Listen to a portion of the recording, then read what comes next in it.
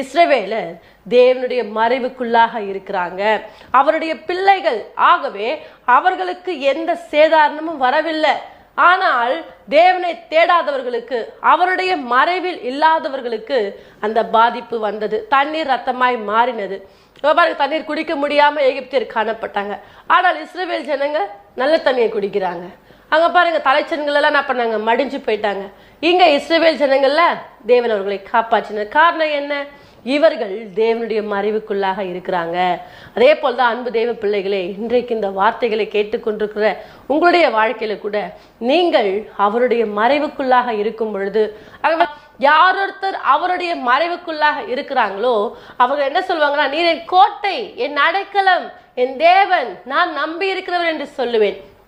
அப்ப இஸ்ரவேல் ஜனங்கள் தேவனை நம்பி இருந்தாங்க, தேவனை பற்றி கொண்டிருந்தாங்க, தேவனுக்கு ஆராதனை செலுத்தி கொண்டிருந்தாங்க.